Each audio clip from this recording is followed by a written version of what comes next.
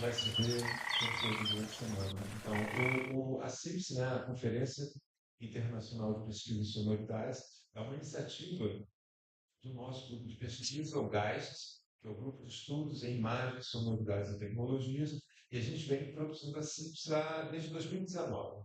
Então, 2019 a gente fez uma primeira edição em Florianópolis, a 2021 ela é bianual, a gente teve a pandemia e fizemos uma versão online. Aí, em 2023, fizemos na UF e agora estamos chegando aqui na UF. E a ideia é, de 2 em 2 anos, a gente procurando fazendo em outras universidades. É claro que com isso, isso significa, e para a gente é muito importante, que assim seja um lugar de construção deles. Então, a gente está aqui conversando com vocês e a gente quer que essa conversa prossiga e que mais pessoas entrem e mais pessoas participem e que a gente possa discutir som, música em todas as suas dimensões, academicamente, artisticamente, da forma que for. Então, assim, sejam todos muito bem-vindos. E você quer falar do... Sim, antes da gente passar para a conferência de hoje, a gente quer fazer uma breve homenagem ao professor Jonathan Stern, que nos deixou esse ano. Jonathan Stern, ele é um professor seminal e fundador do nosso campo de estudo, de certa forma. Né? Ele orientou alguns de nós aqui, orientou o Sanduíche, eu, o Zé Cláudio. Ele era uma pessoa bastante gentil, né? Gentil e acolhedora, e fazendo um pouco o estereótipo do acadêmico, né? Com um senso de humor que eu particularmente gostava bastante, que é coisa de ser um senso de humor um pouco paspalhão, né? Gostava de besteiras, pastelão, digamos assim, né? Que era muito divertido, né? Enfim. Então, essa homenagem que a gente quer prestar é uma homenagem muito séria, mas pela ironia do destino, eu acho que seria uma homenagem que eu gostaria. Eu peço um minuto de silêncio em homenagem ao professor Stern, que nos novo. Isso é muito sério, mas é também muito, muito divertido. Acho que gostaria bastante. Então, eu pediria que eles fizessem um minuto de silêncio, por favor.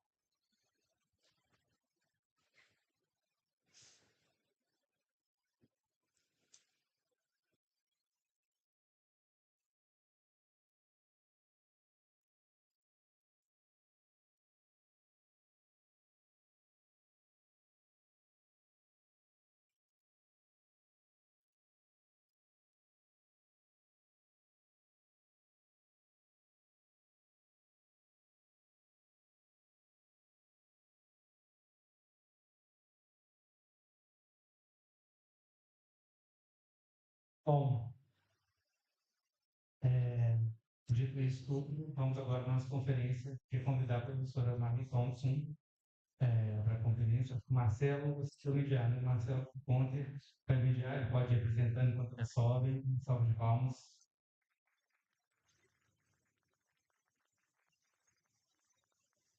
Boa noite, pessoal. Então, como o Pedro falou, né, eu sou o professor Marcelo Bergami Contra, sou professor na Federal do Rio Grande do Sul. Vou fazer, então, a mediação em coparticipação com o Cássio Borba Lucas, que é professor na Federal do Rio de Janeiro e também pós-doutorado na estadual do Rio de Janeiro. Então, por favor, vem aqui conosco. Vou ler aqui rapidamente a biografia da Mary Thompson, né, para se lembrar. A Mary Thompson é professora sênior de música popular na The Open University, Reino Unido, autora de Beyond Unwanted Sound, Noise, Effect and Aesthetic Moralism, publicado pela Bloomsbury em 2017. De 2020 a 2024, liderou o projeto do Arts and Humanities Research Council, Tinnitus, Auditory Knowledge and the Arts. A Mary Thompson também é membro fundadora com a Anigo,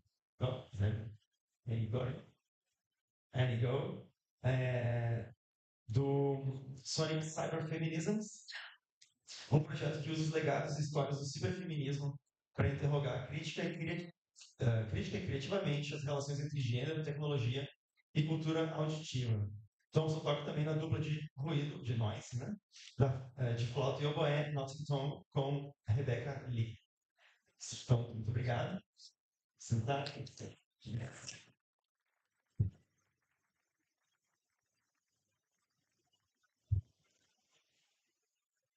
Hello, everyone. Thank you so much for being here. Before I begin, as is customary, I have a couple of thank yous, regalos, to offer. So this is the very first time I've ever been to Brazil. This is my first time. And since I arrived on Monday, very jet lagged, slightly confused, I've been shown and benefited from so many acts of kindness and care. So I just want to say thank you, obrigado, obrigada, to everyone who's made me feel so welcome here. It's very much helped by me.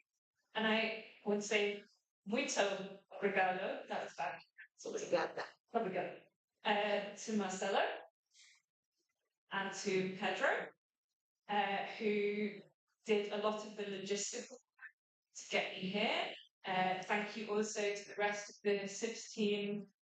I'm really excited and honoured to be here.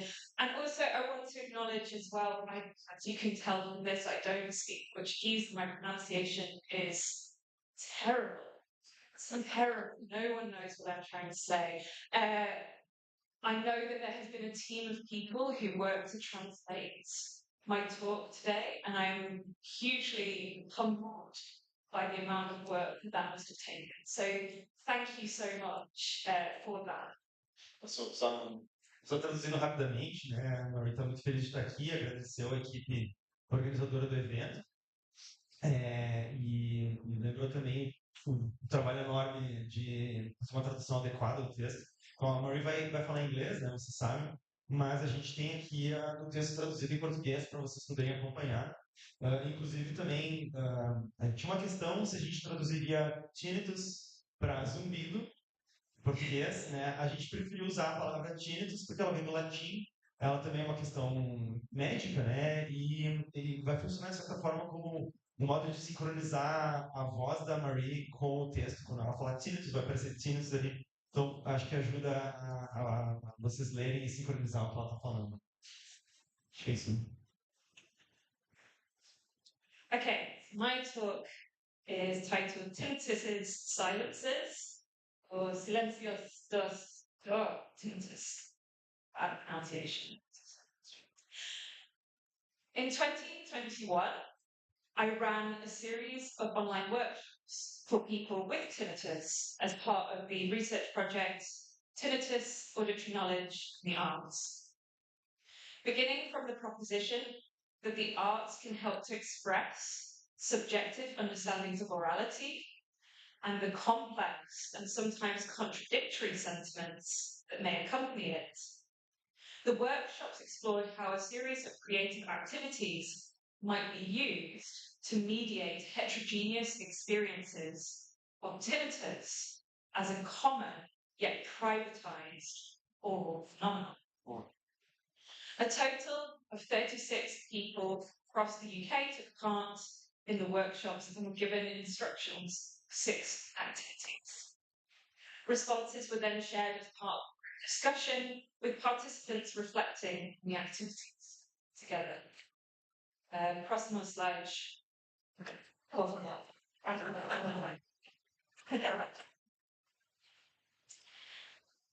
The drawing that you can see on my slide, titled Silent Chords, was submitted as part of these workshops. A pen sketch depicting an interruption.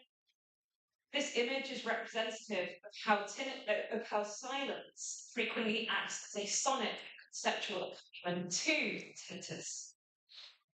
Silence was a common refrain within the workshops, yet what silence stood for in relation to tinnitus could vary. The term took on multiple and sometimes contrasting affective, auditory, and significatory resonances. What, then, might the silence of silent pause refer to? In this talk, I'll attempt to answer this question by mapping out the connections between tinnitus and multiple notions of silence. In so doing, I'll draw upon aesthetic materials and accompanying conversations from these workshops as a means of speaking back to some of the habits of thought that accompany sound studies and its engagement with reality. To approach tinnitus through silence and silence through tinnitus is to recognise the heterogeneity of both. Slide, por favor.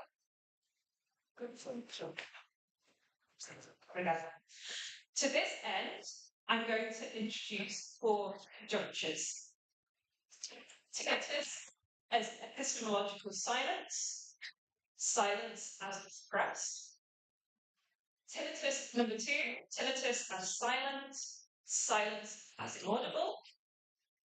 Number 3, tinnitus as anti-silence, silence as nostalgia. And number 4, tinnitus as unsilenced and silence as amplifier. Slide number 4.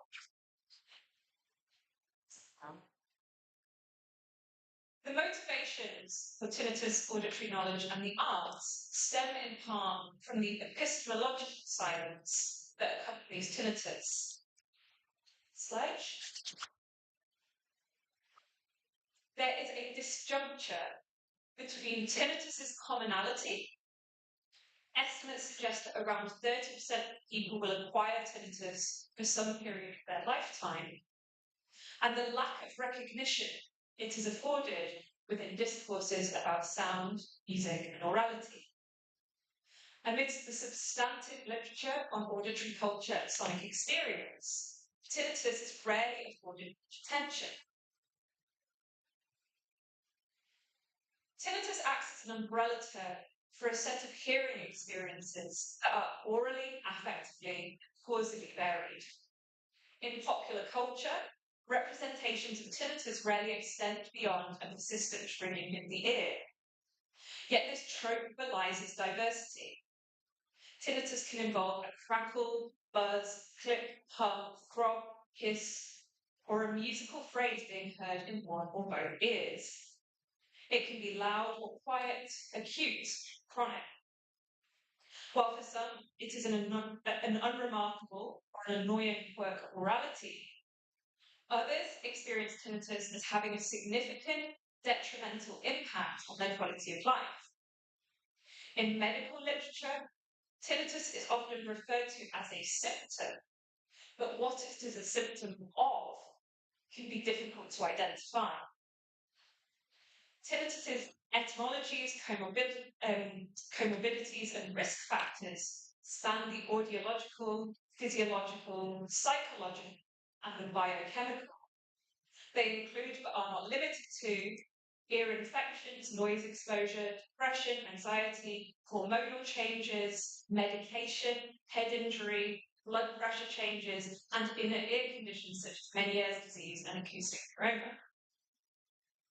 However, tinnitus is frequently idiopathic, and a distinctive cause can be difficult to discern.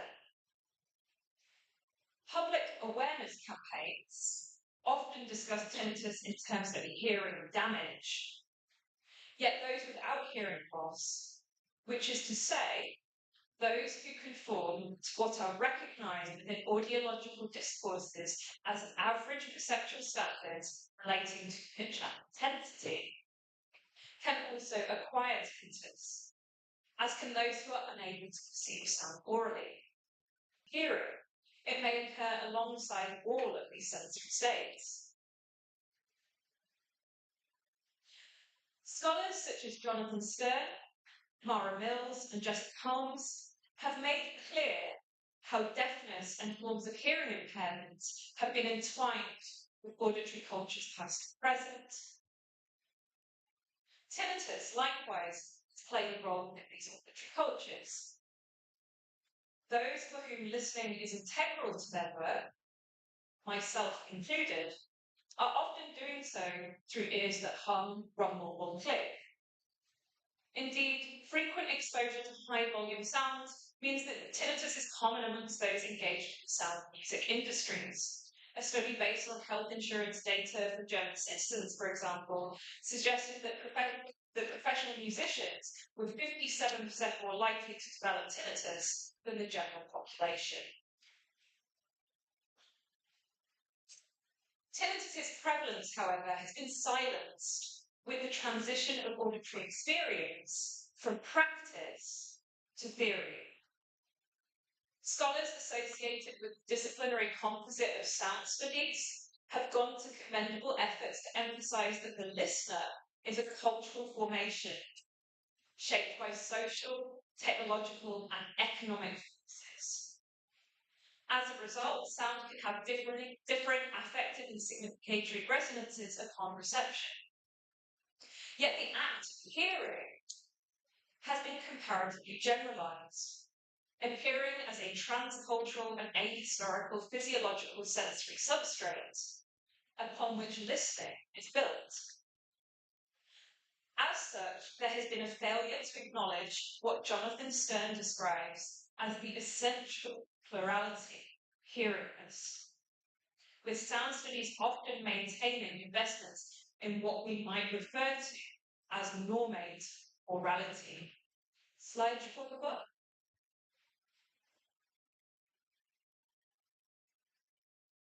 Originating in the work of Rosemary Garland Thompson, the normate refers to an ideal, yet rarely acknowledged subject position that is unmarked by disability, as well as by race, gender, and which underpins bourgeois, Eurocentric, and democratic notions of person. It is in relation to the normate that disability becomes perceptible and functions as such. Educational spaces, workplaces, the media, and medical institutions are organised from the normate. The normate, however, is also an auditory formation. It is the unacknowledged perceptual norm against which tinnitus, alongside other hearing variations, are judged as deviation. The persistence of sound studies' normate orality means that while various meanings and affectations might be generated by the sound of a siren or a country song, in accordance with the listener's subjectivity, social positionality, and lived experience, the assumption has often been that they are heard the same through ears that are quietly receptive. Slide above.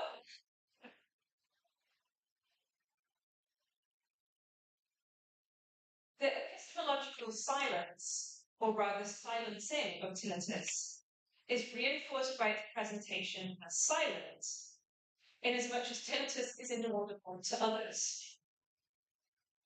The common descriptor of tinnitus as phantom sound captures the paradox of an auditory perception that comes from within and cannot be directly shared with others. There have been a number of attempts by musicians, sound artists, to overcome tinnitus's silence by approximating the sound that an individual with tinnitus hears so that it can be perceived by others. Slide. Examples of this tendency include the DJ and producer Carl Gray's sound installation, Party After Party, and the composer Brett Michael David's Tinnitus Quartet. Yet such attempts to share tinnitus are inevitably contradictory, inasmuch as tinnitus's inaudibility to others is constitutive. Put differently, the sound of tinnitus is only part of the story.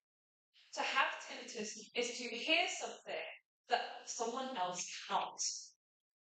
And I sometimes work with the medical community and clinicians, so this is where I have to acknowledge the exception to this.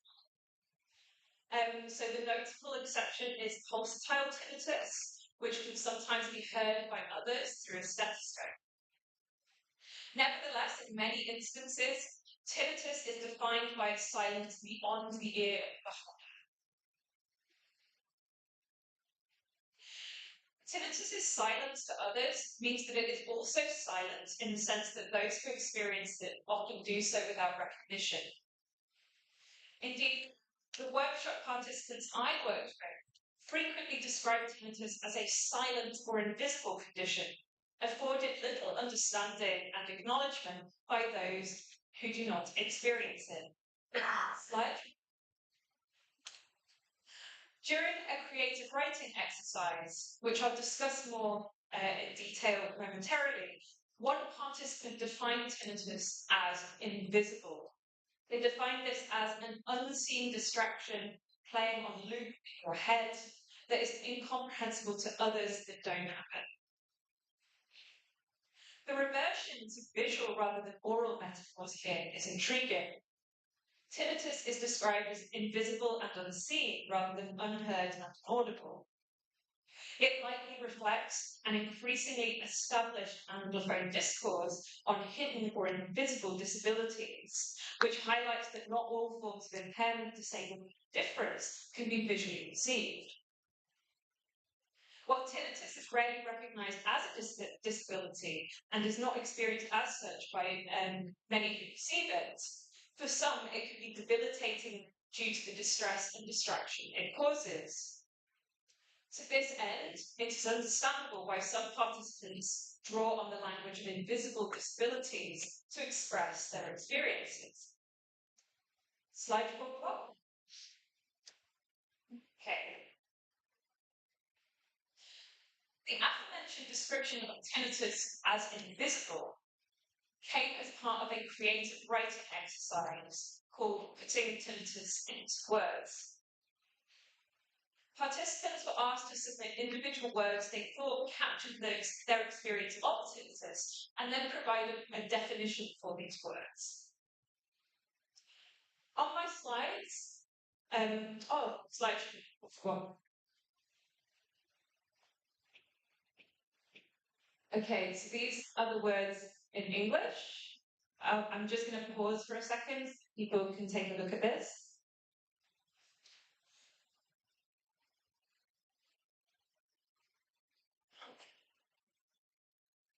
They're going to come up in Portuguese in a second. So if you're struggling, don't worry.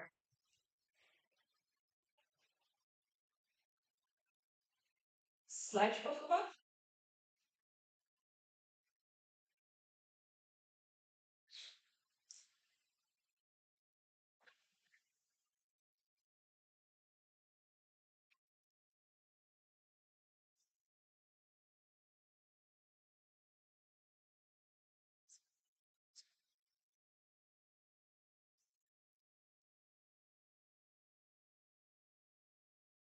Okay, so these are the terms that were submitted as part of this exercise and then collected together. And taken together, they capture some of tinnitus's sonic, affective, and relational connotations. While the word silence was not itself submitted, it was nevertheless referred to in many of the definitions provided. Take, for example, the word niggling. Slide. So the definition that was provided here was, it's an almost constant niggling companion, like a shoe that rubs or an image at the very edge of your vision, which suddenly comes into sharp and immediate focus. When it's missing, it's a shock. I suddenly realize it's lessened in volume or even gone, and then a moment later it's back, as if my attention summons the sound. I always hope to wait to silence. I have not yet.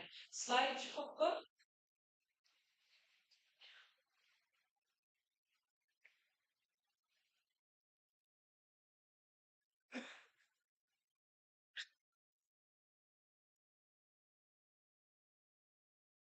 Silence appears similarly in the definition of present. Slide movable. In the quiet when I'm alone, silence disrupted and interrupted.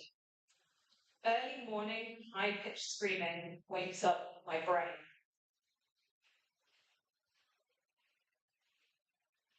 As is the case with the image of silent pause with which we began, these responses to the exercise are emblematic of recurring sentiment in workshops. Here, tinnitus is presented as the prohibitive inverse silence. Tinnitus, in other words, silences silence. Tinnitus's interruptions mean that in some instances, silence appears as a form of loss. This particular formation was captioned by the term anti-silence. Slide.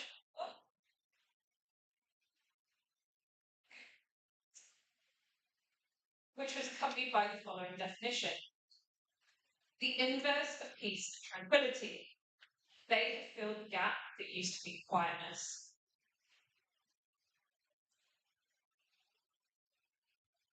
Slide 4. The definition for quiet similarly references a lost silence. It is unlikely I will know true quiet. I can quieten my mind and my surroundings. The silent cave I visited will never be so. While I don't want to diminish their strong emotional tenor, nor the experiences that underlie these formations, some of these definitions suggest that a nostalgia for silence is at play. That is, a yearning for a lost auditory past, or rather, lost orality. Silence is what used to be prior to the disturbance of tinnitus. Yet, as is often the case with nostalgia, this impossible yearning for a silence experience without interruption is grounded in a selective reconstruction prior experience. Indeed, others in the workshops offered subtle but significant challenges to silence's nostalgic population. During a conversation between participants about the term anti-silence, for example, it was noted that irrespective of tinnitus, silence was difficult to access due to the prevalence of environmental sound. Slide hold work.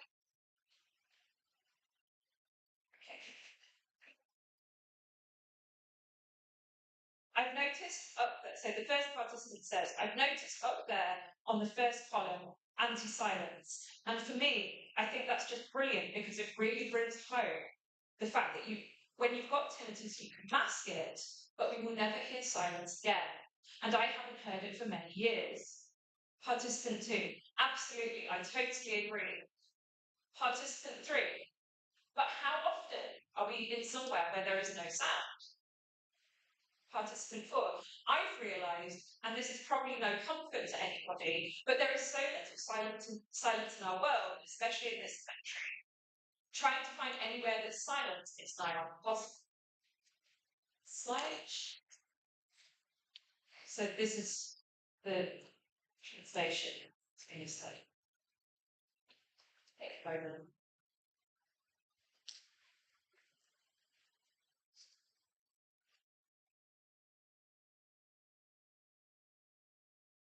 Participant 3, of course, reference to the ubiquity of environmental sound implies that it is not only tinnitus that prohibits silence.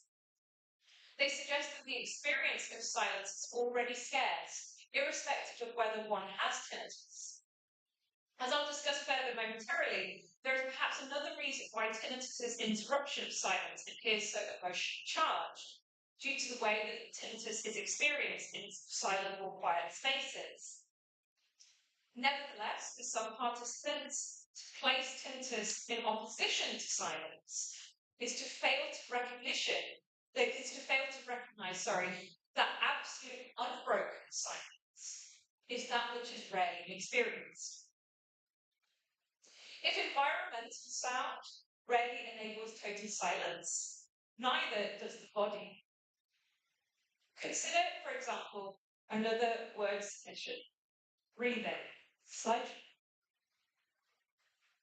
This was defined as follows. Calm, normal, non-threatening, forgettable, masking. I've come to accept it, my tinnitus, by treating it as something that is a natural part of my everyday life, much like breathing. Breathing is something I do every day. I don't pay any attention to it because I've always done it. But it isn't silent in the same way that my tinnitus isn't. I very rarely register the sound because I've never seen it as a threat, as I've done so previously with tinnitus. The sound of my tinnitus is treated now in the same way as I view the sound of my breathing. Slide. I'll just keep this behind me while I carry on. This definition highlights the complex relationship between affect, attention, and morality. Tinnitus's intrusiveness is not simply produced by its perceptibility, but by its affective associations. To hear tinnitus as a threat, as this participant suggests, is to afford it a greater attention than if it is heard as what they refer to as a natural part of everyday life, a bodily sound akin to that of breathing. Like tinnitus, the sound of our own breathing isn't silent, yet it often appears as such because it is so familiar to the listener. The sound of it doesn't register. For this participant, treating tinnitus as one does breathing helps reframe this auditory sensation and by extension softens its negative affective charge. And I want to be really clear on this. This apparent acceptance of tinnitus, its reconstitution as natural bodily sound that can therefore be afforded little attention, is by no means shared or achievable by all. Nevertheless, it challenges the implicit assumption that before tinnitus, there was a silent body. Slide up.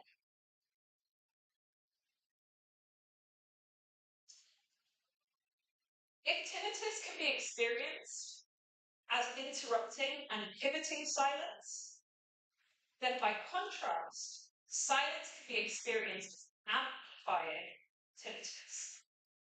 Indeed, the recurrent presentation of silence as loss amongst those with tinnitus is potentially informed by the impact silence or quietude have on tinnitus.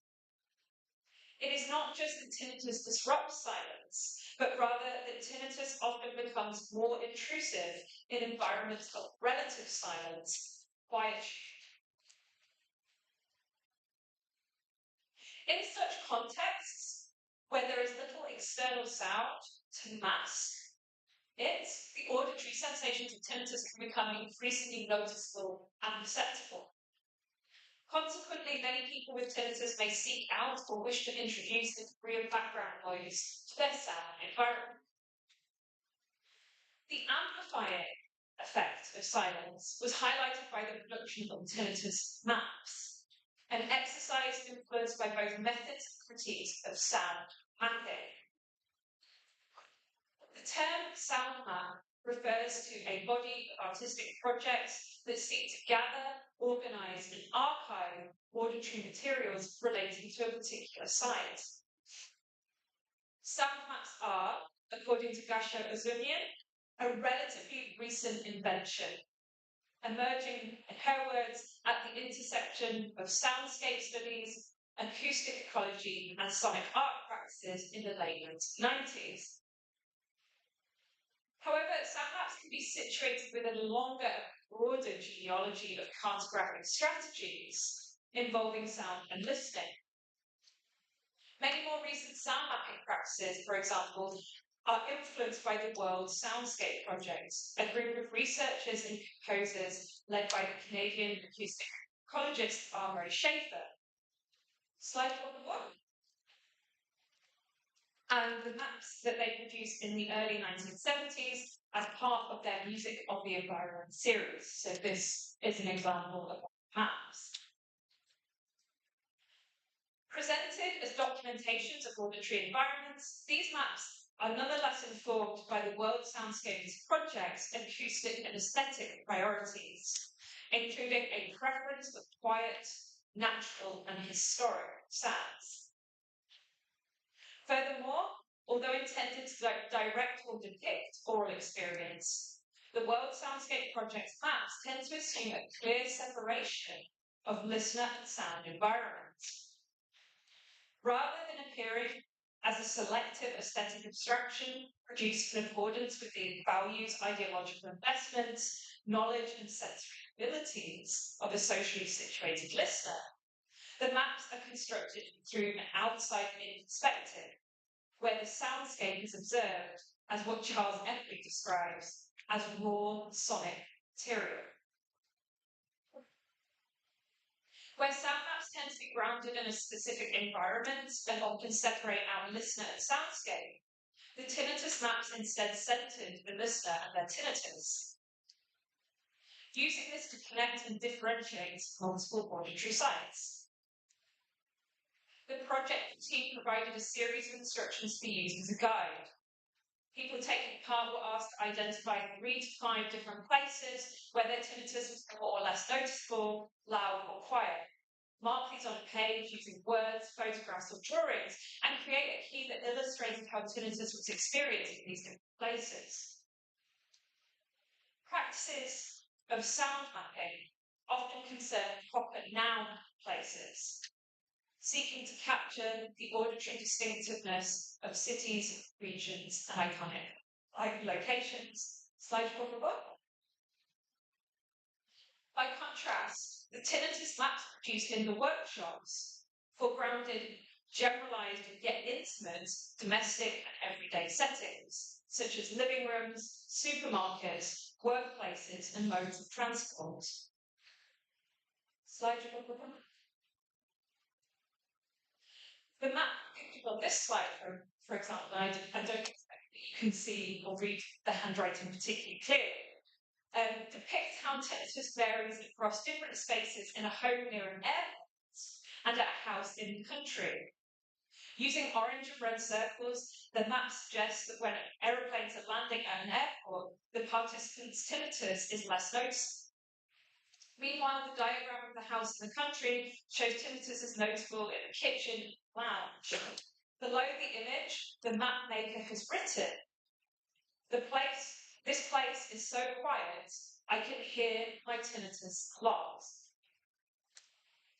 The association of silence with tinnitus amplification meant that for some, silent environments were to be avoided. As one participant put it in response to the mapping activity, quote, if I don't have things to mask the noise, then I notice it all the time. So I have headphones and sound machines in every room, and that's just how it is. Yet this response was by no means shared by all. Others suggested they had a different relationship with silent times and spaces because they anticipated their tinnitus becoming audible. Slide one. In one of the maps, for example, a participant expressed their love for, in their words, absolute quiet mornings, despite their tinnitus becoming more audible. In a conversation about their map, they expanded as follows. Slide four. When I wake up, I love absolute quiet mornings. Even though it means that I hear it's there. The quietness brings a calm, and I really enjoy that. That's kind of my favourite time of the day. And though it's quiet, and though the tinnitus is loud, and all that, it's all in control. So it's not an uncomfortable feeling. It's just more of, okay, it's there, but everything's calm and everything's happy.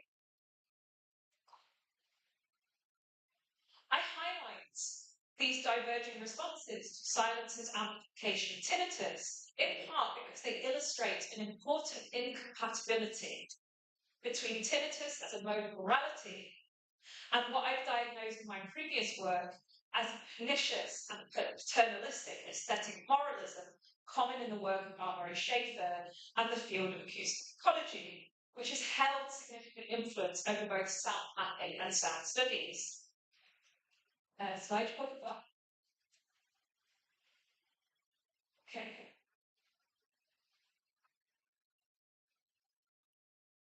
Slide. Okay. Aesthetic moralism contrasts noise as that which is constituted by affective, ecological, and social negativity, and silence is that which is valorized and associated with harmony, clarity, order. Hi-fi environments, which are characterized as providing balance between sound and silence, are deemed as preferable to lo-fi environments, in which silence is lost and noise is dominant. These distinctions, however, offer little reflection on how different listeners actually experience sonic environments, and are instead generalizations predicated on specific ideological, theological, and philosophical lessons. Indeed, aesthetic moralism is bound up with the normate morality that I introduced earlier. In Schaeffer's work, for example, the threat of noise is recurrently articulated via the threat of deafness, while clean, and by extension silent ears, are presented as an auditory ideal accessible to all with enough effort and education. If aesthetic moralism assumes silence to be good to noise is bad, and hi-fi environments to be preferable to lo-fi ones, tinnitus scrambles such certainties. While noise and silence are recurring themes of the tinnitus maps and the discussions generated by them, they do not conform to the strict opposition created by Schaefferian ecology. In allowing clean hearing, clear hearing, hi-fi soundscapes may serve to amplify tinnitus. Yet whether this amplification is a source of negative affect is contingent. Conversely, the relative lack of clarity in lo-fi sound environments may provide relief or alternatively aggravate tinnitus. By foregrounding the non-normate morality of those with tinnitus then, the tinnitus maps offer an alternate perspective on noise, silence, and their associated auditory environments. Slide for the book.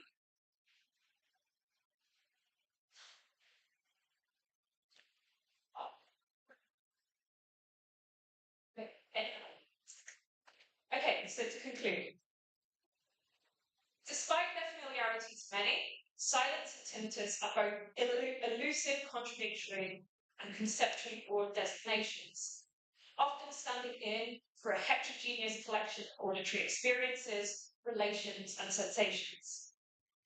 As I hope to have demonstrated, aesthetic presentations and discussions of tinnitus often refer to silence's literal meanings as the absence of sound or inaudibility, but also invoke its metaphorical associations with concealment, loss, and marginalization. Its amplifying effect in relation to tinnitus, furthermore, offers alternative ways to understand silence.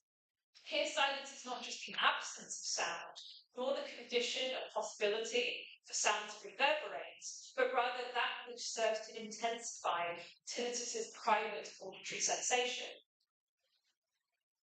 So by means of conclusion, I want to return to the epistemological silence with which I began.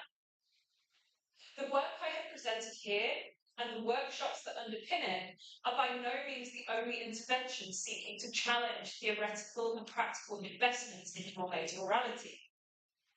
Countering sound and music studies' tendency to treat hearing as a homogeneous perceptual experience, there has been a recent swell of scholarship, creative practice, policy that aims to account for, or to use Jonathan Stern's words again, the essential plurality of hearings. While I understand these to be welcome interventions, we need to be mindful, myself included, of creating or reproducing epistemological silences, even as we counter others. It is often tempting, for example, to offer generalizations about how no two people hear the same, while at the same time focusing on geographically and socially specific or communities. Likewise, the focus on hearing differences and how they are experienced sometimes leaves aside thornier issues as to how these differences are socially produced. If, as I have suggested, many of us who listen for work are doing so through noisy ears, then to what extent is this collective tinnitus a biopolitical formation? Nevertheless, ignoring orality is an abstraction to which very few of us can come close. There is much to be gained in unsilencing tinnitus and the many other oral experiences that are simultaneously marginalized and central to auditory culture. Obrigada.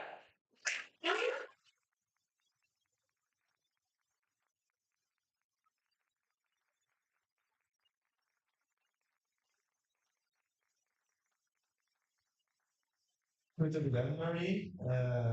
Foi uma fala bastante interessante. Eu acho que para nós essa condição do tinnitus ou do zumbido, como a gente preferir, é comum, eu imagino, em alguns, se não muitos de nós que estão nessa sala.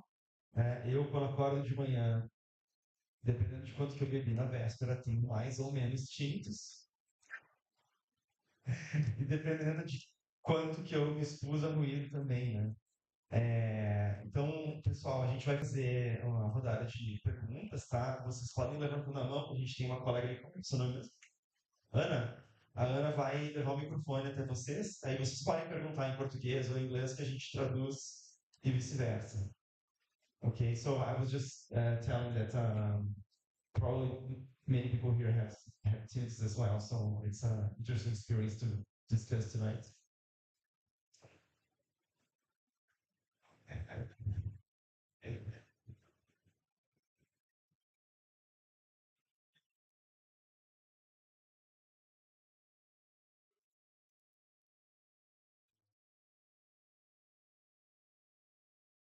Português, estudante. Bom, eu, como muitos aqui, então, já como a Marcela falou, já sofri de pombos tímidos, principalmente durante algumas enxaquecas. E eu ficava me perguntando, da onde vem o som? Já que não é do meu tímpano, né? Esse som é meramente neural, né? Uma questão de nervos, né? E se era uma questão de nervos, como vasos pulsando, músculos se contraindo, né? Uma questão mecânica, né? Muscular, se era possível captar esse ruído que só eu existia dentro da minha cabeça. E eu, como artista sonoro, tentei gravar esse ruído. Falhei miseravelmente, mas coloquei alguns microfones de contato desde tentar sentir alguma pulsação que vinha dessa dor latejante. Queria saber se tem algum registro sonoro, um som inaudível que só a pessoa está ouvindo, a pessoa com tinnitus conseguiu. Se tem alguma coisa de transdução óssea, principalmente, de transdução óssea, teria alguma forma de captar isso, não sei. Queria saber se existe algo desse relacionamento, né? De uma gravação de um som inaudível.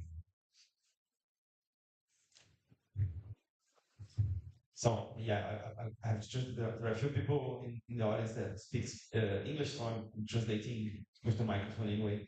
So Rodrigo is asking that okay, he also has tinnitus as many of us, especially when he's having migraines, and so where is the sound coming? He would like to know if is it neural, like a neurological condition, is it a muscular condition?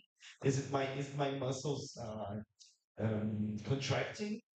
And as a sound artist, he tried to use contact microphones in his head or something like that to try to capture, but he failed miserably. So he's asking, could I record? How could I do it? Is any register, is any archive in history that talks about that? Yeah, I feel that there is so much I can say, and I'll try and keep this translation process. So the answer as to where is it coming from? Where it's coming from? It depends, and we don't know. Those are the two answers. So there is, from the clinical research that I have read, there is not a. We don't really know where it's coming from. And it also depends on, because as I said earlier, and I'm hoping this is not too horrible to translate, tinnitus is seen or recognized in medical literature as a symptom. So there is something underlying. But then for plenty of people, myself included, we don't really know what is causing it. It could be vitamin deficiency, it could be a life dedicated to noise music, choose one. We don't know. And it's the same, it is remarkable actually. We often look to the sciences and to medicine for the explanation of these kind of experiences. And from what I can see in most of the literature, there's some speculation as well. Sometimes there can be a physical cause in some instances, but often it's something going on in the brain or a neural kind of network. But we don't actually really know. We don't know where tinnitus is located in terms of cause. Sorry, this is an absolute nightmare to translate it. Okay, good. So that's the question. The answer is it depends on the donor.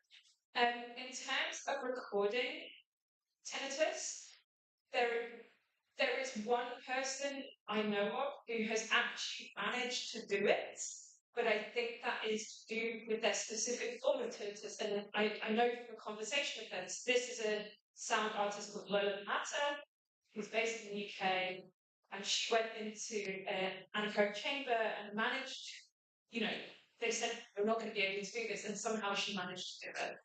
But what that has now thrown up is the possibility that maybe it wasn't tinnitus after all.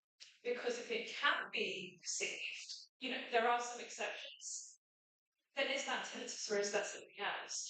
So I think for many of us, because that private sensation, it's so that experience of hearing a sound that no one else, or having an auditory perception that no one else hears, the immediate instinct of particularly if you're involved in sound and music, is to be like, well, how can I capture this so other people hear it?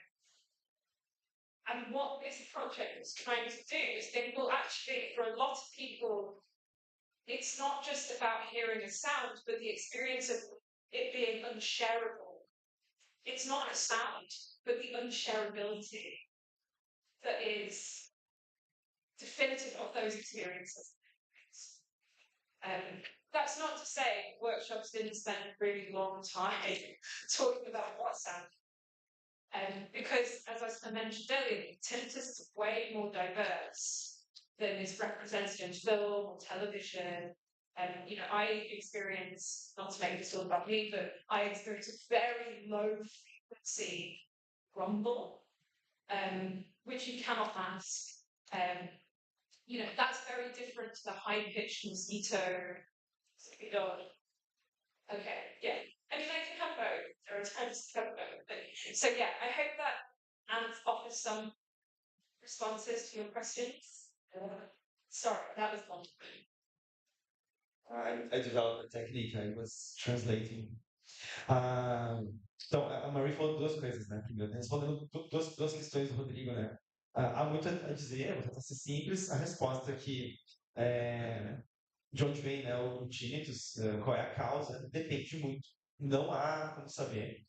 Pesquisou muito, né, na literatura médica, e eles de fato não sabem, não há como ter um fato científico, né, que demonstre assim de onde diabos vem o tinnitus.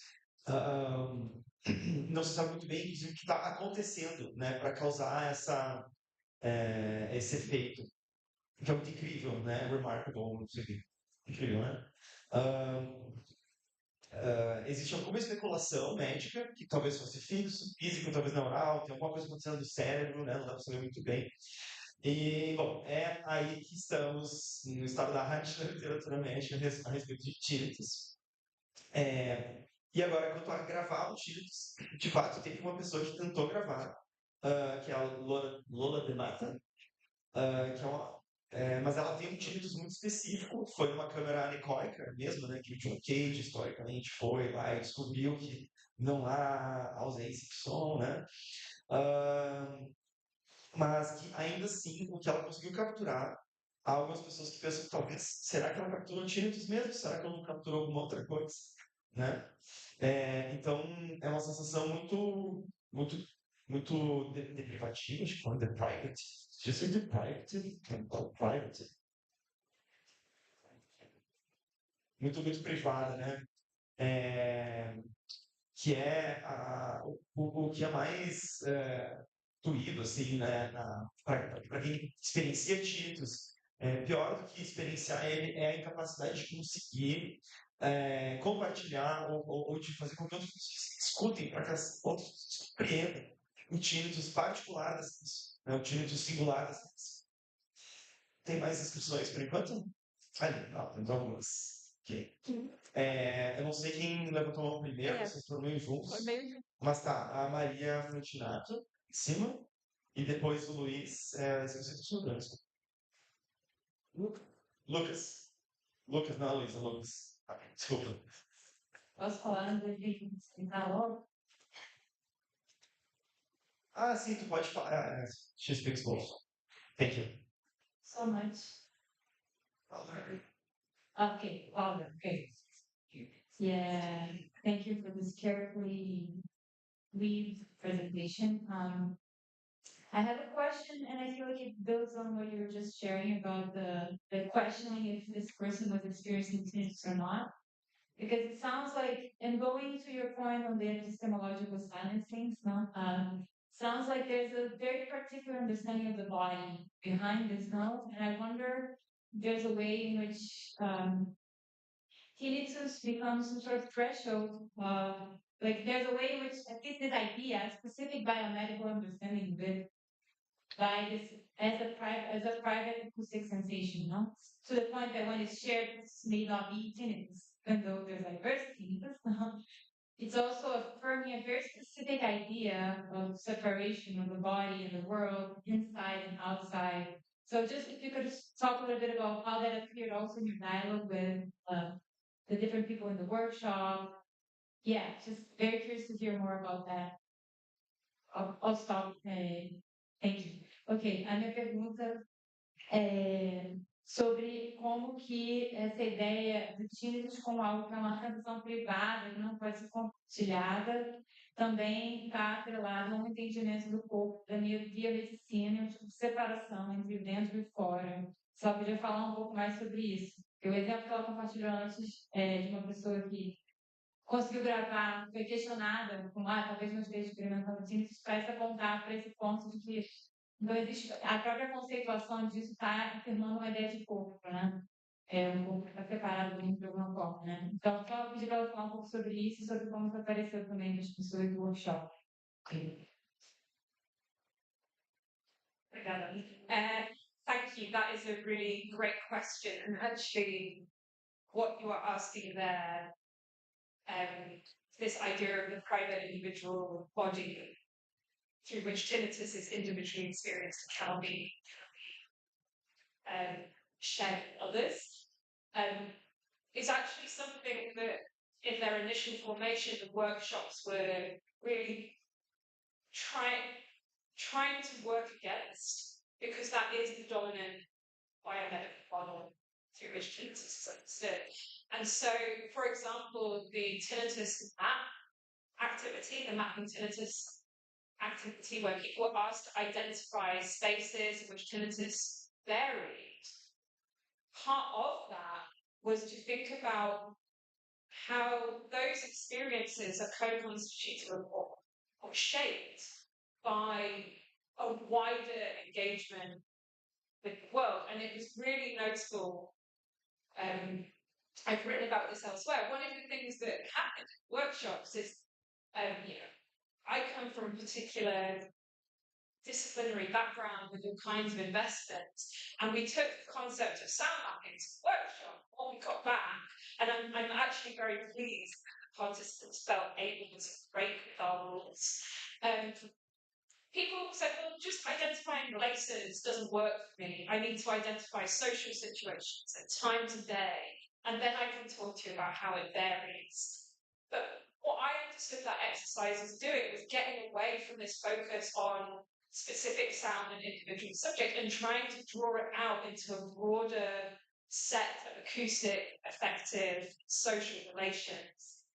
And likewise, some of the issues that I've been trying to think about more recently on the back of this work, you know, I think what was so important about the workshops ethically for many of the people taking part was it was an opportunity to deprivatize and collectivize what they were experiencing, right? And it didn't mean that everyone was experiencing the same thing, but there were points of resonance difference that were being identified that went beyond this sense of you are an individual with faulty hearing, and what you experience is kind of specific to you. There was an opening out that was very different.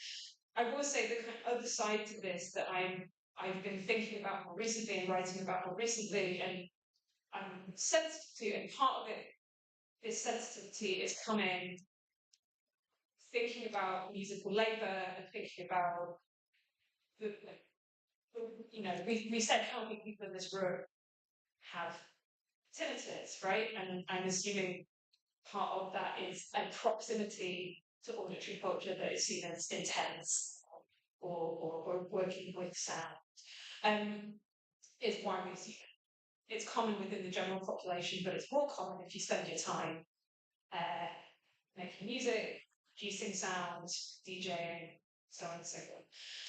And I think this is really important because, again, trying to move away from this model of individual and often what appears in campaigns around tinnitus as their bad decisions that have led to this sound, I think there needs to be a conversation or something to be done around what does it mean that this happens in this context, and how do we avoid the trap of both you as an individual, as a self-responsible individual, have to take action in order to do this, and an equally kind of paternalistic, kind of top-down model, which doesn't work for many kinds of musical practice. So what do we do there? And I think this is a really compelling question for thinking about, well, how do we think tinnitus beyond the individual listening subject and their experience? What are some of the forms of collectivity and contradiction that come with that collectivity as well? I hope that answers what you're asking.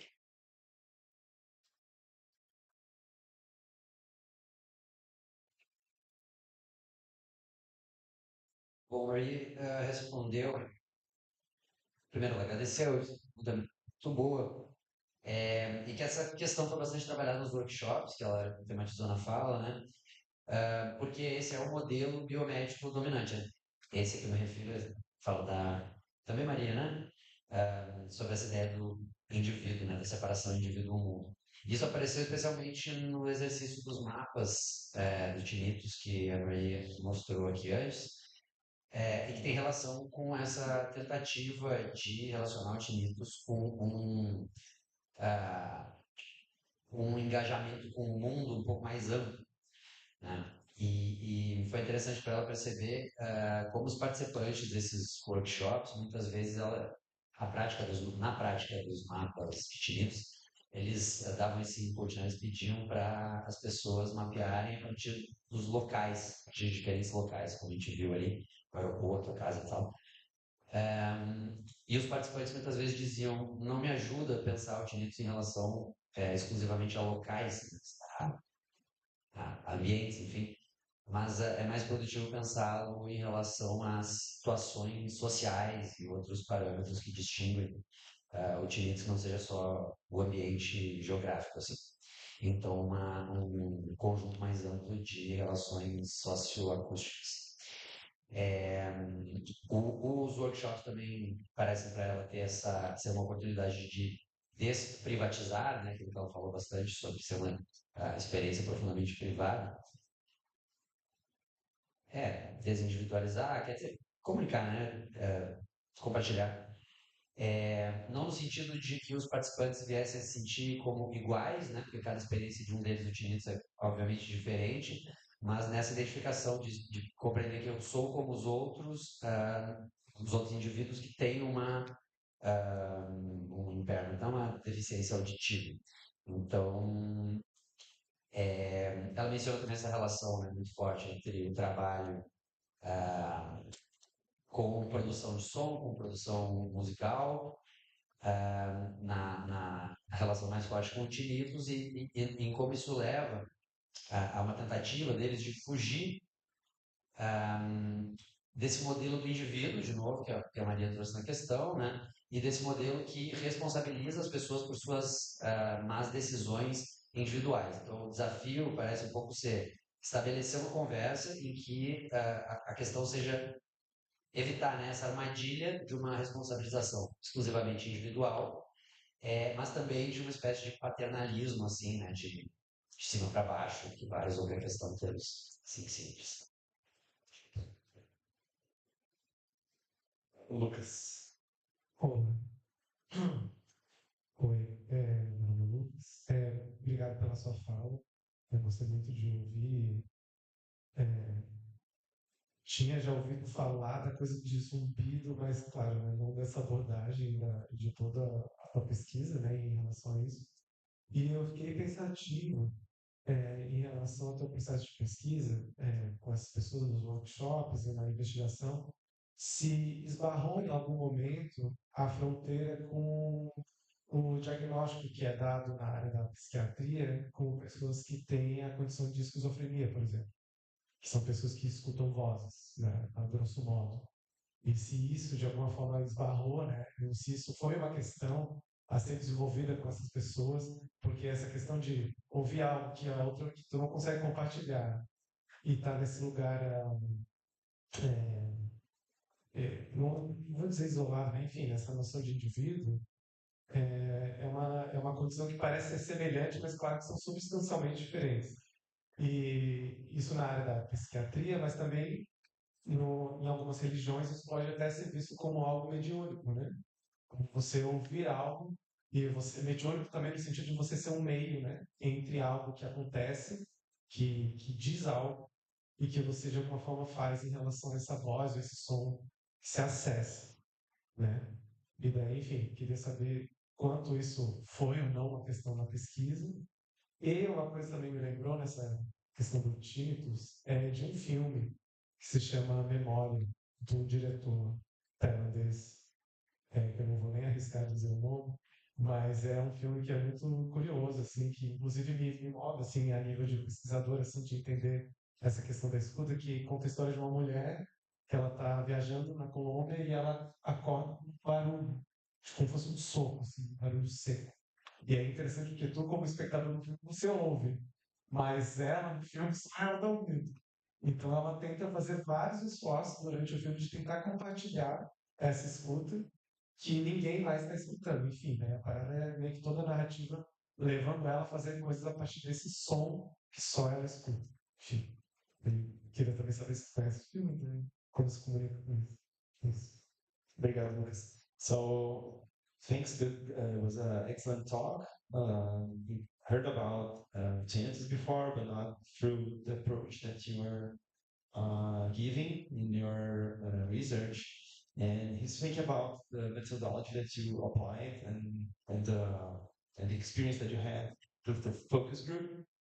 Um, did by any chance appear the theme of schizophrenia? Maybe instead of listening to noise, but listening to something that is more towards these symptoms that are, somewhat commonly related to it. Did it appear during the research? Because well, what else? It also sometimes there's this idea of como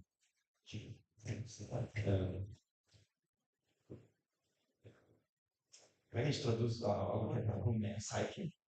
Psyche that listens to a transcendental, seance, yeah. And so he'd like to address this. And second question, if you saw the movie Memoria, which is a movie with Tilda Swinton. We cannot pronounce the name of the director. He's a guy from Thailand. I think. A bicha de trabalho. And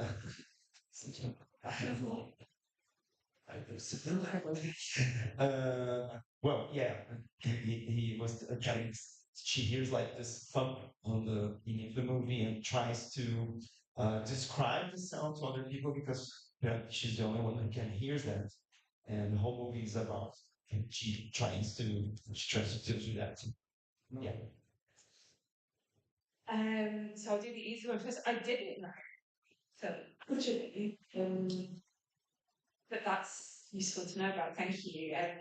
Usually when people ask me about film tinnitus, it's the film Baby Driver. Was that the thing? In that was Baby Driver, okay. And what's the other one with Riz Ahmed in? The Sound of Metal. Okay, so those tend to be, so this is a different point of reference, so thank you for that.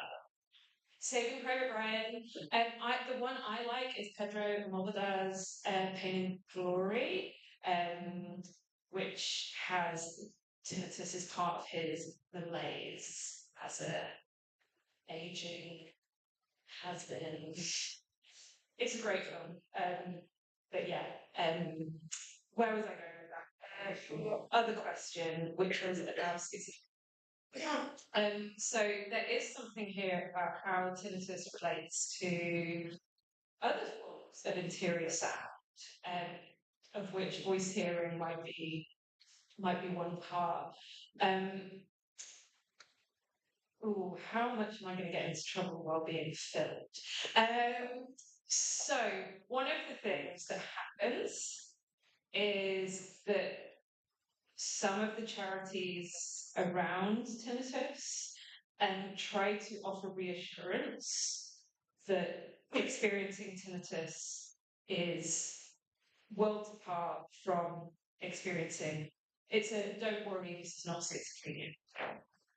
And I understand that reassurance because it is not the same thing. The distinction that is often drawn is that for people who experience schizophrenia or hear voices, that often has meaning attached to it, whereas tinnitus does not. But like all good academics, I'm very suspicious of the binary like that, and I'm not convinced that we can make that kind of crude distinction. And I also question, while I understand the need for charities to offer that reassurance, what happens when we separate out tinnitus as the okay form of interior auditory life, or the okay interior auditory sensation compared to something else? And I want to be clear here, those two conditions, those two experiences do have different implications. It would be ridiculous of me to assert otherwise. But I wondered what the motivation is for trying to draw such a clear distinction between those who hear voices and other forms of kind of interior sonic experience and those who experience tinnitus. Yeah, sorry, that was me trying to do lots of careful weaving around so that I don't say something that gets me in trouble. Portuguese we call that Ghibli. Like a football animal. Yeah. Bom, ela agradece a pergunta e principalmente a indicação do filme que ela não assistiu, talvez falar, né? No Memória, filme. Mas quando alguém vai indicar filmes para ela, ela ouve muito falar de Baby Driver, que é um filme. Não pesquei a conexão, não lembro sobre o filme na real. Ah, pode crer. The Sound of Metal, né? E o filme do Pedro Almodóvar. Putz,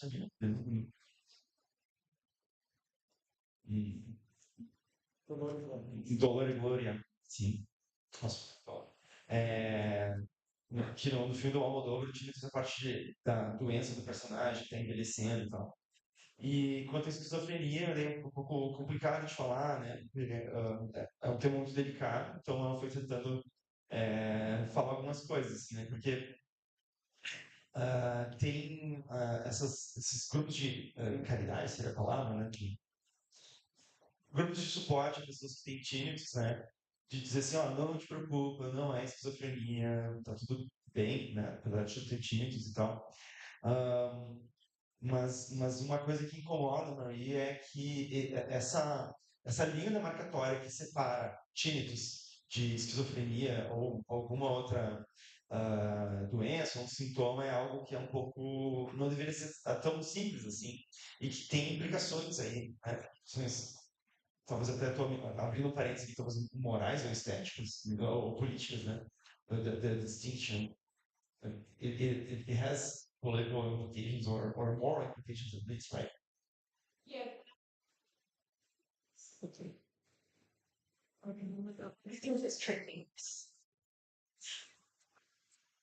complicated because we're talking about moving between a kind of social and a medical understanding of these things. I guess that's where I'm mindful of in the UK.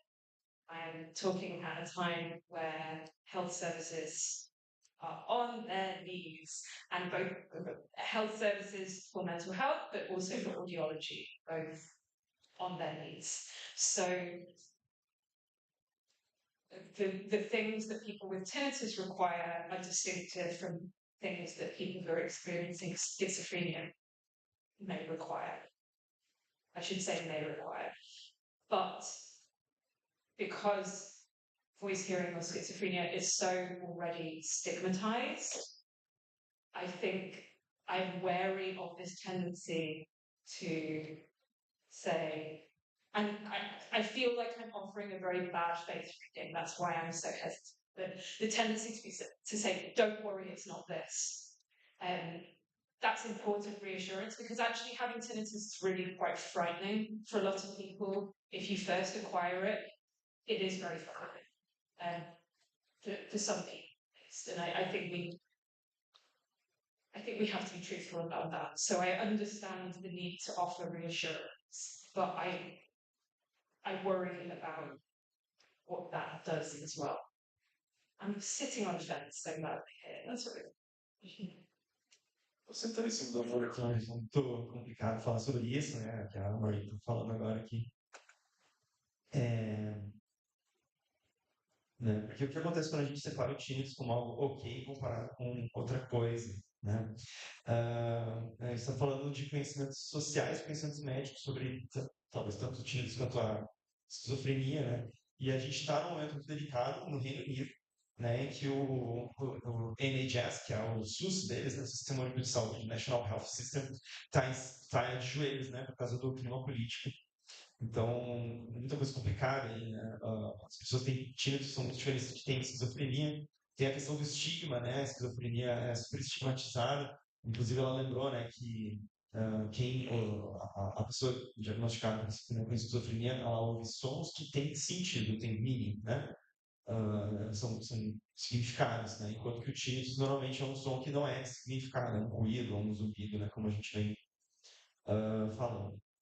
Tá, é isso. Eu também queria fazer uma questão, não sei se tem alguém. Que tem mais gente, tá? Então tá, depois eu faço. Falou. Primeiro agradecer a fala da Marie, né? Bem interessante a pesquisa. E perguntar a ela sobre essa questão do tinnitus localizado numa relação dos países menos desenvolvidos ou do sul, né? Me lembro aqui de doenças, né? Causadas, por exemplo, pela malária, que é um mosquito que vem para as Américas depois de ele é trazido das embarcações dos escravizados. E existem relatos que só existem porque vieram para as Américas de tinnitus causado por conta da malária, né?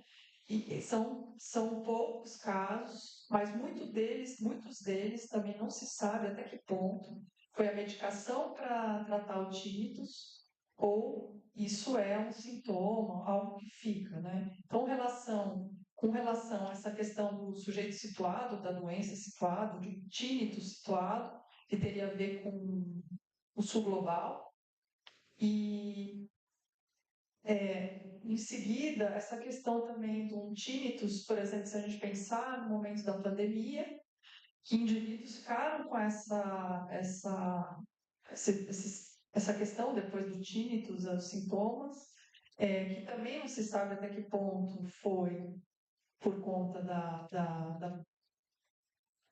do vírus, ou até que ponto teve a ver com a cloroquina, que também foi proibida em países desenvolvidos e muito testada em países do sul global. Então, como pensar esse ruído, esse algo que está nessa fronteira entre algo que entre indivíduos, né? Acho que foi a pesquisa dela passa por questões de acústica social, ver um grupo grande, mas assim, em termos desse tinnitus causado por questões do sul global, que poderiam estar relacionadas à malária, por exemplo, ou uso de da cloroquina, que não foi para os países desenvolvidos, como é que ela vê essas relações que têm a ver com subalternidade e relações com, enfim, com países menos, vamos colocar bem entre aspas, né? Pensando assim como se não teriam, assim como no caso dos escravizados que vieram nos navios, como relatar essas questões que passam a ser relatadas só quando vem para as Américas. Então, pensar esse tímidos numa outra relação geográfica, numa outra relação social, numa outra relação até de poder, né? Então, não sei se deu para entender, mas é uma questão assim. So, não peguei o nome, desculpa. Raquel. Raquel was asking about, well, first she thanks for the speech, that's very interesting.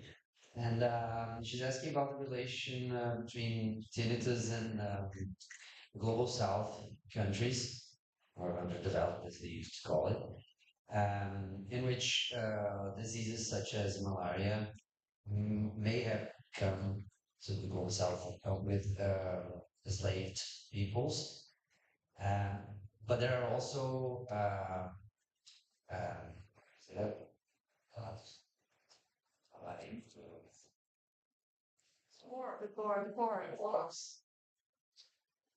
well, there are reports. People say that tinnitus might be related to this malaria. So people don't know exactly if it's a symptom or if it's the cause and so on.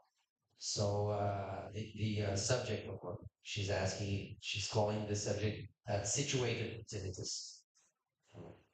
So, also, she has another question. It's kind of the same, but it's another topic. It's the pandemic, because it might have the number of tinnitus may have grown, and it's also unknown. It's unclear if it is caused by a virus, by COVID, or by chloroquine. Is that the word they use? Chloroquine or other medications, supposed medications, which were greatly used in the global south. So how are you thinking this relation, the situation, which is somewhere between social acoustics and the individual? How are you seeing all these issues, which also involves people who couldn't speak about she's the enslaved people she refers to?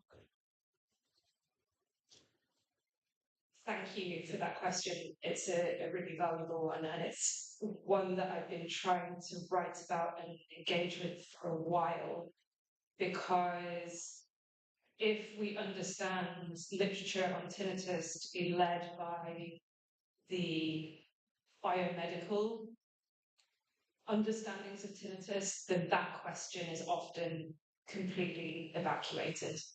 And this question that I sort of ended with about to what extent can we think of tinnitus as socially produced, as a biopolitical formation is precisely, partly to do with these issues. So I'll start with COVID-19 in where I live, which is not global south. So this is kind of starting with the north, but we'll get there. There was such an obvious class distinction in terms of who was at risk of catching COVID-19. It wasn't completely deterministic, but those who were required to go to work,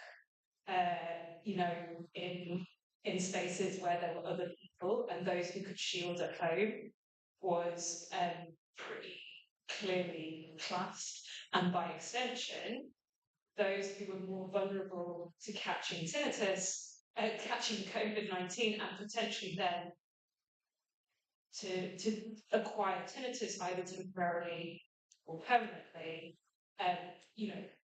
was potentially appearing along those lines. It wasn't ever reported or researched in those terms, but you can make the kind of leap from knowing. We know that COVID-19, tinnitus is sometimes a symptom of COVID-19. I keep saying COVID-19, COVID and long COVID. Therefore, people who were more vulnerable to being exposed to COVID are potentially more likely to acquire tinnitus. And in the UK, at least, that was very clearly classed. I think that was the same in other places as well. So that is an example of why we need to kind of re-socialize our understanding of tinnitus. We often think of it as a kind of audiological or a biochemical or a physiological or psychological individual, but this is an example of how we might think about it within a broader network of social relations. And precisely as well, you give the excellent example of malaria, which is something that has been transmitted through certain historical and economic and racialized relations. We can't think of spread of malaria without those things, and so it goes to follow that we can also insert the example that I have been trying to think with and write with, and it is very, very difficult to do so because, precisely as you suggest, the reporting on this is impossible, but we can make certain assumptions. So something that I've been trying to think about recently, and particularly with regard to this push for oral diversity and the recognition of the essential plurality of hearingness, which again is something I welcome, but I guess these kinds of colonial impositions of hearing differences, the colonial production of hearing differences, acts as a limit for this understanding of diversity as something to be embraced and celebrated, in my view. And so the example I've been thinking about recently is Palestine and Gaza. It's difficult to get much information about this, but we know from certain NGOs working there that middle ear infections, there was something like 1 in 10 people in shelters in Gaza had a middle ear infection. We know that healthcare facilities in Gaza are inaccessible to pretty much everyone. Untreated middle ear infections can lead to various forms of hearing damage, and I use that word intention here, but also tinnitus. There has also been a sort of anecdotal reporting of a rise of cases in tinnitus. So this is a very live and very current example, which is different to some of what you are referring to here, of how colonial violence produces oral difference and debilitation. And I think that we have to sit with that tension between, on the one hand, I think we do need to dismantle the normate, and I think it is in everyone's interest, including those who are experiencing colonial violence, that we dismantle the normate as the ideal, because that upholds certain forms of ways that bodies are valued and not valued. So they're kind of on the same page. Sorry, I'm doing that annoying thing of talking in metaphors when you need to translate. I'm sorry. This is forced habit. But at the same time, I think we have to acknowledge and work with this tension, this contradiction of, okay, we can't just celebrate or we can't just embrace all differences without addressing that question of, well, how are these differences produced? How are these differences bound up with biopolitical and necropolitical questions? I've been thinking a lot with Jasmine Gross, the right to main. How is the right to main bound up with the production of these kind of moral differences? Yeah, I hope that addresses some of what you're saying. But thank you for your question. Caso que me ajuda se eu perdi alguma coisa aqui, mas agradeço muito a pergunta, né? Eu vim pensando muito sobre isso há muito tempo. Porque essa dimensão, né, colonialista, essa dimensão política, quando a gente vai ler a literatura pela compreensão médica, né, ela é totalmente escanteada, né? Essa dimensão de classe especial está totalmente fora das questões da medicina. Então, assim, pensar o quanto que o tipo é uma questão bioacústica, né, passa por isso. No caso da Covid, né, e aí começando pelo Reino Unido, né, que é a experiência que ela teve, né, a distinção de classe de quem tinha mais ou menos risco de se contagiar era uma distinção de classe fundamentalmente, né? A gente no Brasil sempre tem class distinction no beginning of COVID, it was clear quem tem que trabalhar presencialmente o tempo todo, né, e se expor, estava com muito mais risco da presença, principalmente antes da vacinação, né?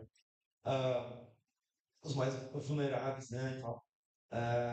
Mas também aí tem outra questão, né, que é o aumento do tinnitus está relacionado especialmente a sintomas de Covid longa, né, de quem experienciou Covid longa.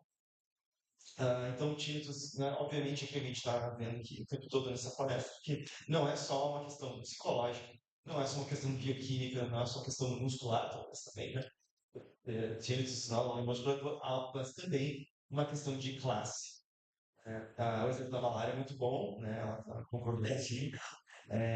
Também pensando nessa pluralidade da escuta, né? Como as imposições coloniais, as produções, né, do colonialismo atuam para limitar essa diversidade, né?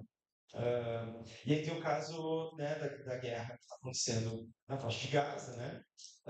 Em que, vocês sabem, né, tem diversos bombardeios lá. Tem muitas pessoas sofrendo com infecções do ouvido médio, né? E que não estão tendo acesso a tratamento. E não resolver uma infecção no ouvido médio pode causar danos irreparáveis no ouvido, né? Danos severos. Enfim, é um pouco isso, né? Ela reitera, né, que é preciso desmontar uma atividade, né, como o que seria o ideal, né? E que a gente precisa também lidar com a questão, né, da biopolítica, da necropolítica em especial, né, como que elas atuam nessas questões. E tem mais uma questão. Se alguém puder levar o microfone para o meio, logo abaixo da Raquel, que quando pergunta antes. Tá bem. E deixa eu só ver como é que a gente está de horário, Pedro. Acho que é a última pergunta. Tá, mas vamos fazer rápidas questões. A gente faz uma rodada, então acho que é melhor, pode ser. A minha vai ser bem rapidinha. Na verdade, a resposta vai ser bem simples, com certeza, mas antes eu preciso só passar por um agradecimento. Inclusive, obrigada por esse relato hoje, em função de uma trajetória. Assim, eu sou arquiteta, urbanista formada aqui na UFES, e há 20 anos atrás eu fiz o meu projeto de graduação, meu trabalho de conclusão de curso, sobre paisagem sonora. E naquele momento, pela dificuldade toda da literatura, de achar literatura sobre isso, que eu acabei acabando nesse tema porque eu fui encontrando textos, eu esbarrei no Murray Schafer. E aquele foi o meu grande condutor, naquele momento, há 20 anos atrás.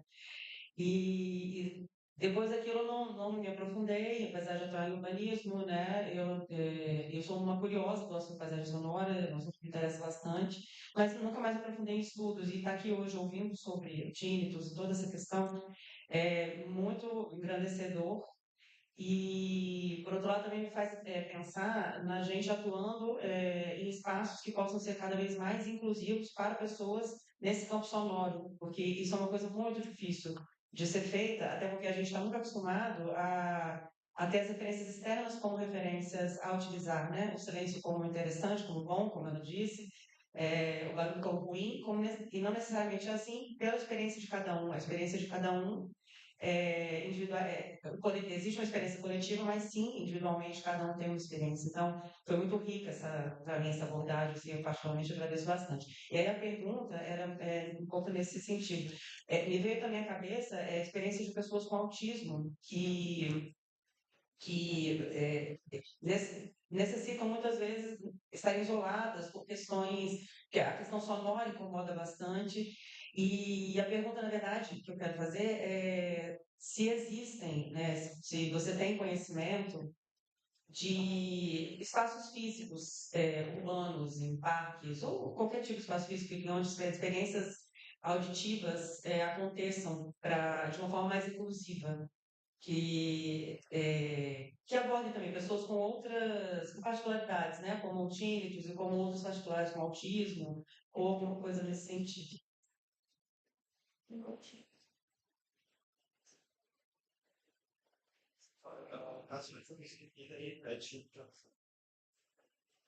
Well, firstly, she thanks you very much. She talks about her background, which is in urbanism. 20 years ago, she did her graduation research project on, and then she met Marie Schaefer's work. So it's very interesting for her to review, very enriching. So her question is actually about, she's thinking about acting in spaces which may be more inclusive for people such as autists, autistic people, right? They often need to be like isolated sometimes. So she wonders if you know about.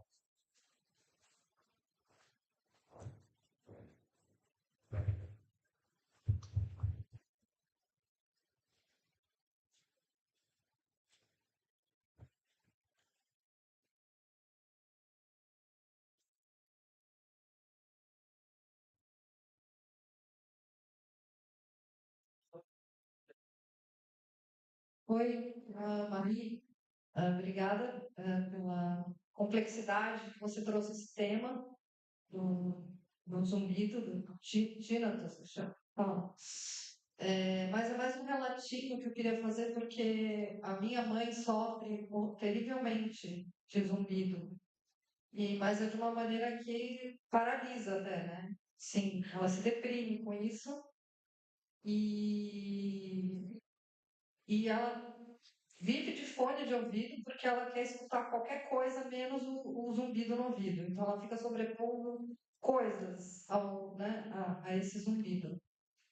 E eu, como artista sonora, estou aqui muito tocada pela, né, você trazer esse tema nessa complexidade, porque eu nunca me interessei em perguntar para ela como é esse som. Então, assim, eu estou aqui te agradecendo, porque a primeira coisa que eu vou fazer quando encontrar minha mãe de novo é querer saber como que é esse zumbido, como é esse som e tentar ter esse compartilhamento com elas. Queria te agradecer bastante, já. Obrigada.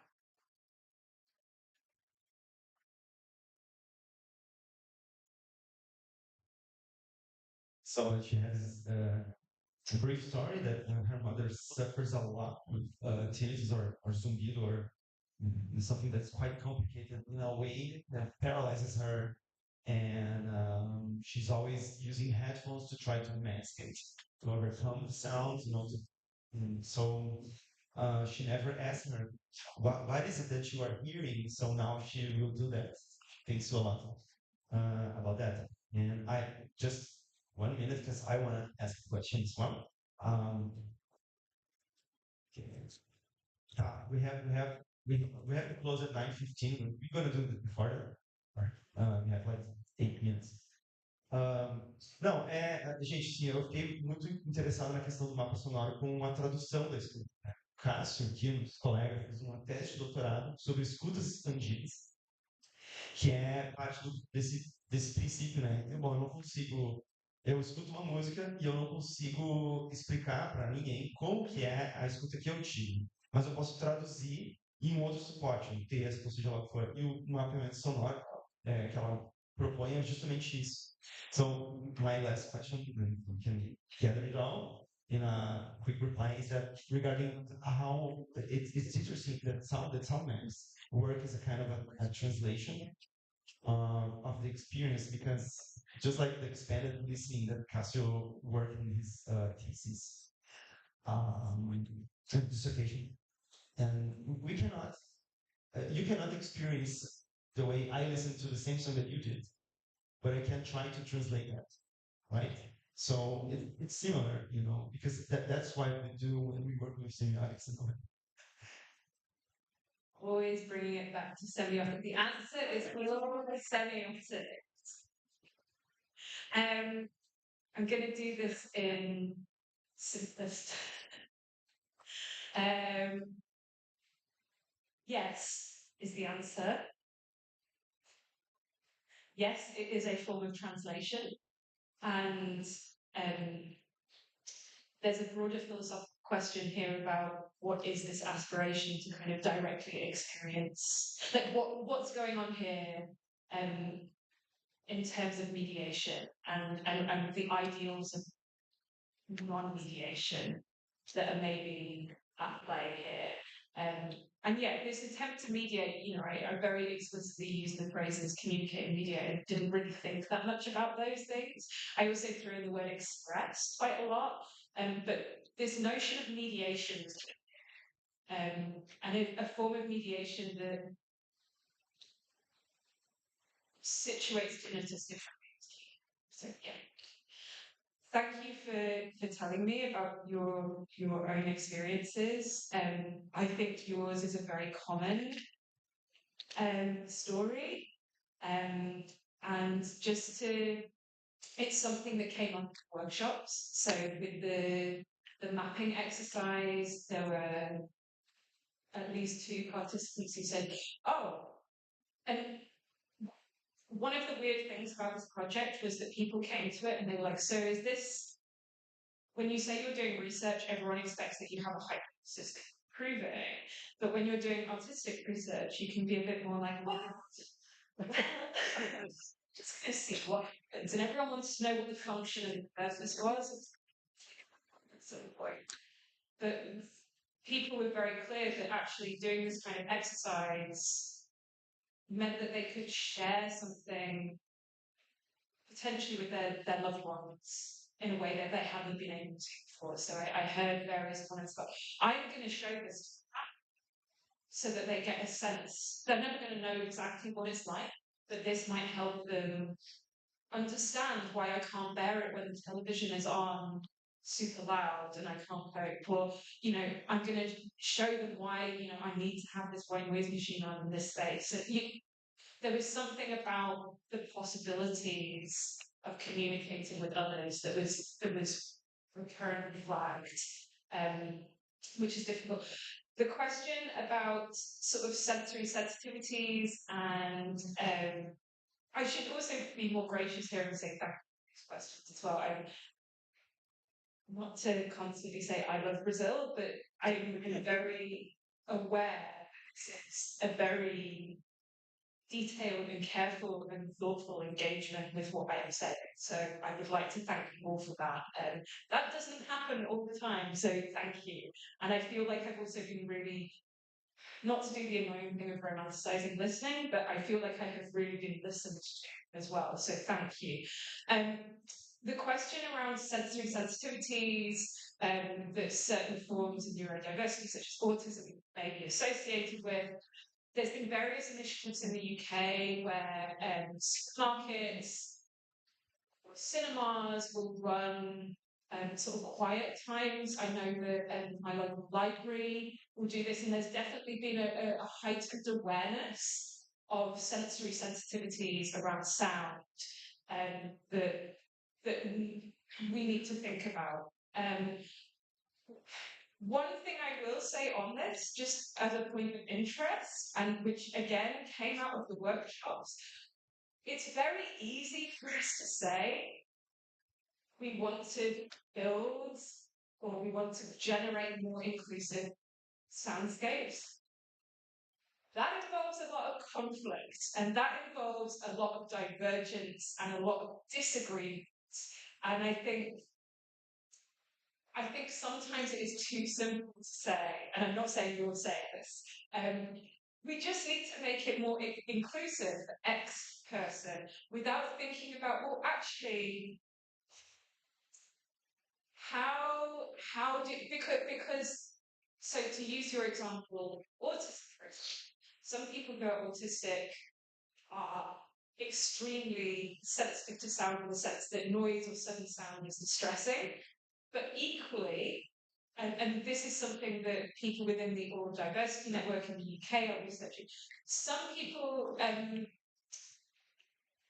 who are autistic or have autism are also exemplary listeners in the way that kind of my discipline of music would be very excited about. They're focused, or they can be focused. I don't want to assume. Okay, I'm done. It's complicated. Desculpa, a gente tem tempo, né? A gente tem menos de 2 minutos aqui para encerrar, né? Ela agradeceu, né, as experiências de vocês duas e tal. Diz que a oficina criou essa experiência mesmo, né? Que as pessoas chegaram, tipo, eu posso fazer o que eu quiser aqui, contar minha experiência. E levaram os mapas para as famílias e para os amigos, tipo, agora eu consegui explicar para vocês qual é o meu problema particular, por que eu preciso que a TV seja volume alto, né? Esse tipo de coisa, assim. Então, criou um senso de autoconhecimento também, né? De como conseguir compartilhar essa tradução, né? De certa forma, respondeu a minha questão também. E há iniciativas no Reino Unido, né? Cinemas que têm sessões com volume mais baixo, coisas do tipo, mas que tem um problema, né? Que às vezes lidar com essas questões envolve conflitos também, né?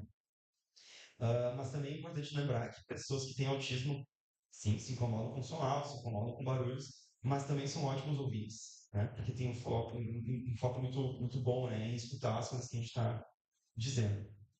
Gente, 9h14, nós precisamos encerrar em respeito dos trabalhadores que estão aqui no estão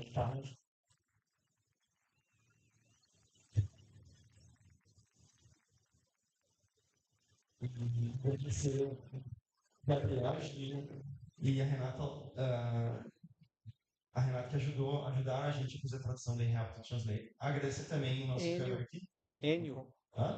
Enio, muito obrigado pelo trabalho. Agradecer o pessoal do som, a equipe que está aqui no teatro também. Né?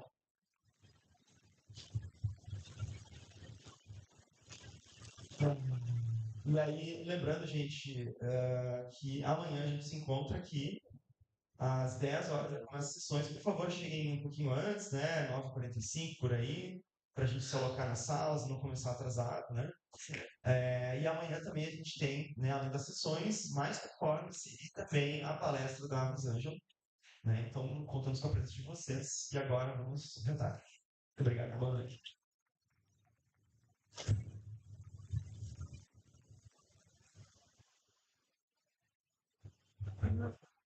Quando você vai ter que falar.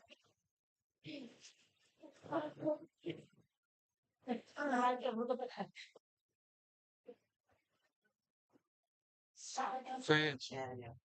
Obrigado por tudo hoje, viu, cara? Nós estamos juntos, vamos se falando. Mas tem mais, tem mais. Sim, mas Sim, de forma correta, de você dando só fora para dentro.